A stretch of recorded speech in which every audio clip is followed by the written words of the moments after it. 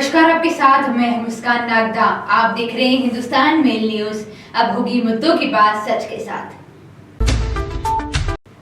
इंदौर के ग्रामीण थाना क्षेत्र स्थित बीएम कॉलेज ऑफ फार्मेसी की प्रोफेसर पर ज्वलनशील पदार्थ डालकर आग लगाने वाले मामले में पुलिस द्वारा जांच पड़ताल शुरू की गई है।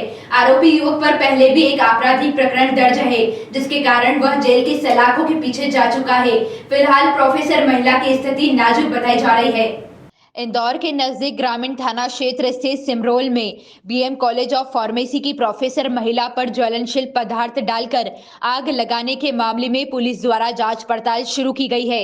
बताया जा रहा है कि जिस युवक द्वारा घटना को अंजाम दिया गया है, वह पहले इसी कॉलेज में पढ़ाई करता था और अपनी डिग्री लेने के लिए गया था और उसी दौरान प्रोफेसर महिला से उसकी कुछ कहासुनी हो गई और फिर उसके बाद अपना आपा खोने के चलते युवक द्वारा घटना को अंजाम दिया गया।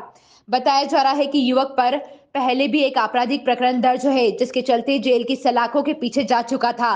फिलहाल महिला प्रोफेसर पर ज्वलनशील पदार्थ डालने के बाद स्वयं भी आत्महत्या की कोशिश करने लगा, लेकिन मौके पर पहुंचे पुलिस कर्मियों द्वारा उसे बचा लिया गया। आरोपी युवक सहित महिला प्रोफेसर का इलाज हॉस्पिटल में जारी है। पुलिस का कहना है कि स्वस्थ होते ही प्रोफेसर महिला के बयान दर्ज किए जाएंगे। देखिए, उसमें आरोपी को तो जैसा आप सब जानते हैं कि वो आरोपी तिलचा फॉल में आशुतोष श्रीवास्तव, ऐसा उसका कहना है कि वो सुसाइड करने के लिए गया था और वैसी परिस्थितियों में मिला भी, क्योंकि तिलचा फॉल में जो वहाँ उसका पूरा टेक केयर करते हैं, उन्होंने डायल 100 में ये फ़ोन लगाया था कि कोई सुसाइड करने के लिए बहुत आगे तक बढ़ गया। डायल 100 की हमारी टीम गई, जिसमें धीर सिंह करके एक आरक्षक थे, जिन्होंने बड़े साहस के साथ उसको पकड़ा भी। और जो इसमें आरोपी है, ये भी, इसको भी बर्न इंजरीज हैं, तो अभी इस अस्पताल में भर्ती है। पूछताछ हमारी अभी जारी है। जो प्रथम दृष्टया आरोपी से पूछताछ हुई थी, तो वो अपना मार्कशीट ना मिलने के कारण नाराज़गी का ही मुद्दा उसने हमें बताया। और भी क्या कारण हो सकते हैं, इन सब चीज़ों को लेकर हमारी समग्र जांच अभी जारी है। इंदौर के समीप सिमरोल के अंतर्गत आने वाले बीएम कॉलेज में एक छात्र द्वारा एक दिन पहले कॉलेज की प्राचार्य के साथ बेहद शर्मनाक कृत्य किया गया। छात्र द्वारा गुस्से में आकर मैडम पर पेट्रोल डालकर आग लगाई गई और प्राचार्य को जान से मारने का प्रयास किया। हुई घटना के विरोध में अखिल भारतीय विद्यार्थी परिषद ने इंदौर के कलेक्टर कार्यालय पहुंचकर इंदौर कलेक्टर के नाम ज्ञापन देते हुए इस बेहद निंदनीय घटना में कड़ी कार्रवाई करने की मांग की है।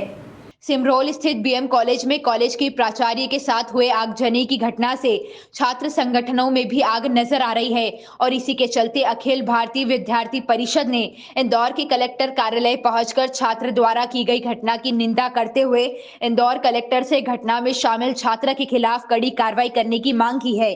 अखिल भारतीय विद्यार्थी परिषद के कार्यकर्ताओं ने इंदौर के कलेक्टर कार्यालय में पहले तो जमकर नारेबाजी की और फिर मौके पर मौजूद तहसीलदार को अपनी मांगों का लिखित मांग पत्र देते हुए छात्र के खिलाफ जल्द और सख्त कार्रवाई करने की मांग की है। कल जिस प्रकार देखने में आया था कि बीएम कॉलेज जो इंदौर में स्थित है, उसकी प्राचार्य पर एक विद्यार्थी ने पेट्रोल डालकर उन्हें जलाने का प्रयास किया।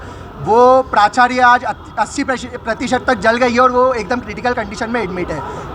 तो विद्यार्थी परिषद की यही मांग थी कि जो विद्यार्थी ने गलत करा उस पर कड़ी से कड़ी कार्रवाई हो और जल्द से जल्द गवर्नमेंट इसके ऊपर एक्शन ले उस विद्यार्थी के ऊपर। क्या आश्वासन आपको मिला है? यहाँ से ये बताया गया है कि जल्द से जल्द इस चीज़ का ऊपर कार्रवाई करेगी प्रशासन। एक घटना हुई है बीएम कॉलेज के प्राचार्य के ऊपर, जैसा कि ज्ञापन में लिखा हुआ है, पेट्रोल डालकर एक विद्यार्थी ने जो दुर्घटना कारित की है, उसके संबंध में एबीवीपी की तरफ से एक आवेदन प्राप्त हुआ है, जो ज्ञापन के रूप में है। इस ज्ञापन को माननीय कलेक्टर महोदय को प्रेषित किया गया है, जो अभी शीघ्र ही कलेक्टर महोदय के संज्ञान में लाया जाएगा। जो भी यथोचित नियमानुसार कार्रवाई होगी उसके लिए भेजा जाएगा। आपका परिचय? मैं धीरेन्द्र पाराशर, तहसीलदार जून इंदौर।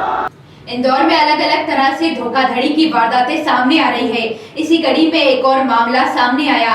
इंदौर के चंदन नगर थाना क्षेत्र में, जहां एक पार्षद का देवर आवास योजना के तहत भरवाने वाले फॉर्म को भरने गया, तो उसे पूरे मामले में धोखाधड़ी की जानकारी लगी। उसके बाद उन्होंने पूरे मामले की शिकायत पुलिस को दी और पुलिस पूरे मामले की जाँच पड़ताल करने में जुटी हुई है।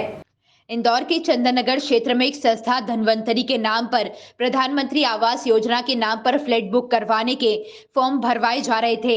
जब इस बात की जानकारी क्षेत्रीय पार्षद के देवर को लगी तो वह भी फॉर्म भरने पहुंच गए। इस दौरान फॉर्म भरने वाले व्यक्ति ने योजना के बारे में जानकारी देते हुए फॉर्म भरने के 500 रुपए मांग लिए, लेकिन इस दौरान पार्षद के देवर को शंका हुई कि निगम के द्वारा इस तरह की कोई योजना नहीं चलाई जा रही है जिसमें 500 रुपए फॉर्म के मांगे जाए। इसके बाद संस्था के युवक अनवर को पकड़कर पार्षद पति रफीक खान और अन्य ने उसे पुलिस के हवाले कर दिया और पकड़े गए युवक के पास से बड़ी मात्रा में अलग अलग योजनाओं से संबंधित दस्तावेज मिले। अतः पुलिस पूरे ही मामले में जांच पड़ताल करने में जुटी हुई है। ऐसी सूचना मिली थी कि आवास योजना के तहत कुछ एनजीओ द्वारा फॉर्म भरवाए जा रहे हैं। उस सूचना पर तस्दीक के लिए उनको बुलाया गया है कि किस अथॉरिटी के आधार पर वो ऐसा कर रहे हैं और उनके दस्तावेज और उसकी जांच की जा रही है। सर, युवक के पास में कुछ पैन कार्ड्स की जी कलर फोटोकॉपी भी जी है और इस तरह के कुछ कार्ड्स बना के जनता को गुमराह कर रहा था, ऐसा यहाँ के जो पार्षद है उसका कहना है। और प्रधानमंत्री आवास योजना के नाम पर 500 रुपये भी ले रहा था। हाँ, जो भी सूचना मिली थी उसको जो संबंधित एनजीओ के पेपर्स हैं वो बुलाए गए हैं और उस एनजीओ को क्या अथॉरिटी है, क्या वो नगर निगम में कहीं से अथॉराइज है, इस संबंध में पूरी जानकारी प्राप्त की जा रही है और यदि कोई अवैधानिक कार्रवाई होगी तो उस पर कार्रवाई की जाएगी। किस तरह का मामला बनता है इस पर? अभी जस्ट संज्ञान में आया है और जांच में क्या वैधानिक है अवैधानिक है वो अभी जांच। तो इनके कच्चे मकान है, उनको घर बनाने के लिए तो सरकार ने आपको आवेदन लगाने को कहा है या आपको ठेका दिया है या क्या है? ठेका नहीं, हम लोग संस्था की तरफ से करते हैं सर। और ये योजना चलती है गरीबों के लिए, हर जगह ऑनलाइन फार्म भराते थे। ये कौन सी संस्था है, कितने रुपए लेते हो आप? सर पहले हर ऑनलाइन वाला 200 रुपये लेता था, पहले 200 में फार्म भराते थे, ऑनलाइन चार्ज था इसका। हर दुकानदार लेता था। अभी हमने हमारी संस्था की मेंबरशिप मिला के उसको हमने बढ़ा दिया था। कौन सी संस्थान के माध्यम से आप प्लाट दे रहे थे और किस माध्यम संस्था के माध्यम से आवेदन लगा रहे थे हम। से? संस्था का नाम होगा, संस्था का क्या नाम है? धनवंती महिला मंडल। आवेदन लगा चुके हो सर अभी तक हम 25-30 लोगों को मिलवा। कौन सी योजना के माध्यम से आप मकान दिलवा रहे थे?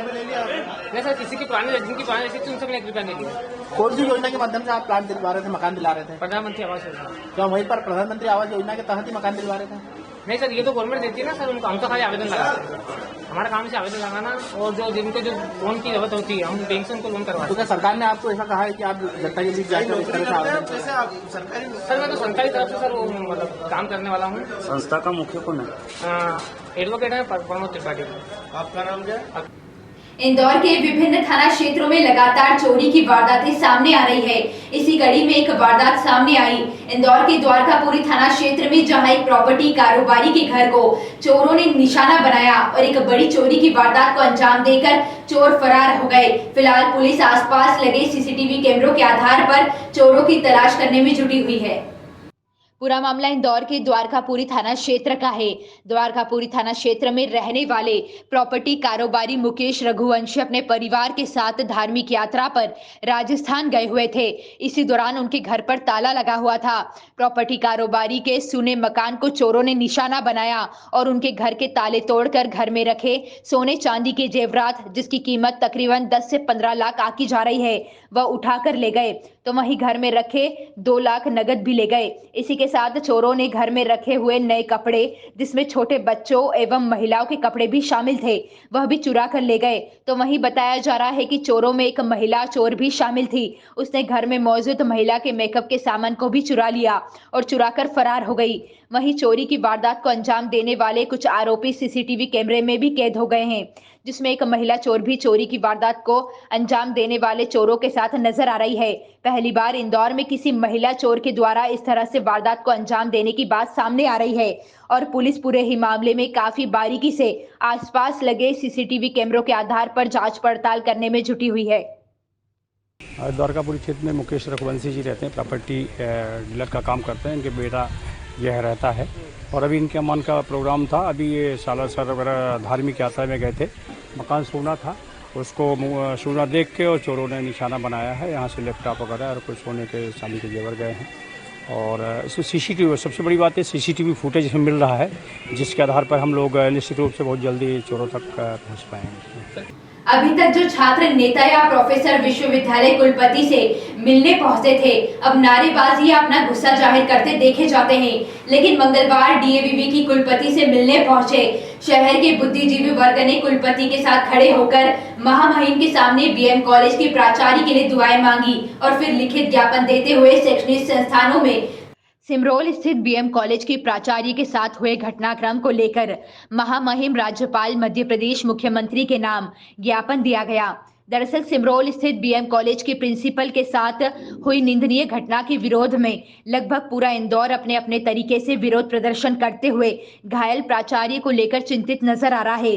छात्र संगठनों के साथ साथ अब सामाजिक कार्यकर्ता भी अध्यापकों और प्रोफेसरों के साथ मिलकर घायल प्रिंसिपल को जल्द स्वस्थ होने की कामना के साथ शैक्षणिक संस्थानों में पढ़ाने वाले प्रोफेसर की सुरक्षा की मांग करने लगे हैं।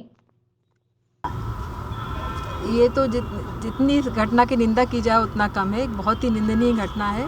मुझे लगता है न सिर्फ शिक्षकों के प्रति बल्कि एक मानवता के विरुद्ध एक बहुत भयंकर अपराध है और ऐसी घटनाएं तो कभी होनी ही नहीं चाहिए, सपने में भी नहीं होनी चाहिए। तो बहुत ही गलत है और इसके लिए सभी लोगों को जो भी ज़रूरी कदम है सब उठाने चाहिए कि भविष्य में ऐसी घटनाओं की पुनरावृत्ति न हो। इसमें मुझे लग रहा है जो सुरक्षा के जो मानक है उनको तो अपन बढ़ा ही सकते हैं। सभी जगह सुरक्षा संबंधी जो अपने उनको जो भी साधन है उनको पुख्ता करना पड़ेगा, पर साथ ही जो ड्रग्स और नशे में जो बच्चे हमारे उसके आदी हो जाते हैं जिसकी वजह से इस तरह से हरकतें ज़्यादा होती हैं उस पर भी रोक लगाई जानी चाहिए। मैम, सुरक्षा की आपने बात की है, विश्वविद्यालय भी एक बड़ा संस्थान है, 2 बड़े कैंपस हैं, वहाँ को लेकर क्या प्लान आप लोगों ने किया है? हम लोगों ने भी सभी जगह कैमरे लगवाए हैं और अब भी सुरक्षा गार्ड्स की भी हम लोग अभी नंबर बढ़ा रहे हैं और हम भी इस विषय में कदम उठाने जा रहे हैं। और जहाँ तक ये अभी इसी जो घटना जो हुई उसका सवाल है तो जो अपराधी है उसको भी मुझे लग रहा है कड़ी से कड़ी सज़ा मिलना चाहिए। मैम, जो भी गुरु अपराध शिष्य का जो एक रिश्ता था, जहाँ एक गुरु के लिए शिष्य ने अपना अंगूठा तक कटा दिया था, लेकिन क्या लगता है कि वर्तमान में गुरु शिष्य का रिश्ता अब ऐसा हो गया है कि छात्र इस तरह से कृत्य करेंगे? नहीं, मैंने वही बताया ना कि युवा लोग बहुत ही उच्छृंखल से होते जा रहे हैं। ये तो खैर बहुत ही बड़ी घटना है, ये तो मतलब एक चरम सीमा है, लेकिन जो छोटी छोटी घटनाएं भी होती रहती हैं, जो रोड रेज और जो इस तरह की जो अपन घटनाएं आए दिन देखते रहते हैं, जरा से भी उनका सहनशीलता बिल्कुल भी नहीं रही युवाओं में। तो इन जनरल इन सब चीज़ों के लिए ड्रग्स वगैरह ये भी जिम्मेदार हैं और जो हमारा पूरा सामाजिक वातावरण जो ऐसा होता जा रहा है, तो हम सभी लोगों की एक बहुत बड़ी जिम्मेदारी बन रही है। कल भी हमारे एक युवा नीति पर कार्यक्रम होने जा रहा है, तो युवाओं को समझने के लिए और उनको सुधारने के लिए बहुत सारे कदम पूरे समाज के तौर पर भी हम लोगों को उठाने पड़ेंगे, मुझे ऐसा लगता है। घटना में आरोपी युवक है जो कि नशे का आदी है? नहीं, मुझे उसके बारे में इतनी जानकारी नहीं है, लेकिन मुझे ये जानकारी है पेपर के द्वारा ही कि एक बार उसको छोड़ दिया गया था। तो अगर कोई एक बार अपराध की सज़ा न दी जाए तो ये उसी का ये परिणाम है कि और फिर बड़ी घटना को अंजाम देते हैं। तो इसलिए इसको बिल्कुल भी नहीं छोड़ा जाना चाहिए, मुझे ऐसा लगता है। Thank you. कल इंदौर शहर में जो दुर्भाग्यपूर्ण घटना हमारी एक प्राचार्य के साथ हुई है वो समाज के लिए बहुत ही दुखदायी थी और निंदनीय थी। ऐसी घटना शैक्षणिक संस्थानों में उसकी घटनाओं की पुनरावृत्ति ना हो, उसको लेकर आज हमारे द्वारा मैडम को ज्ञापन दिया गया महामहिम राज्यपाल जी के नाम का। और उससे पहले हमने यहाँ पर माँ अहिल्या के समक्ष हमारी प्राचार्य मैडम की स्वास्थ्य की कामना के लिए हमने प्रार्थना करी भगवान से कि उनको जल्द से जल्द स्वस्थ करें। और उसी के साथ में सारे शैक्षणिक संस्थान हमने शासन से मांग करी है कि सुरक्षा मुहैया कराया जाए। पिछले कई वर्षों में देखने में आया कि इंदौर के दोनों ही कैंपस के अंदर आए दिन बदतमीजी और शब्दों का अमर्यादित शब्दों का प्रयोग किया जाता है शिक्षकों के साथ, तो वो किसी भी रूप से हमारा समाज स्वीकार नहीं किया जा सकता। ऐसी ही खास खबरों के लिए हमारे साथ बने रहिए। हिंदुस्तान मेल न्यूज़ पर हमारे चैनल को सब्सक्राइब जरूर करिएगा।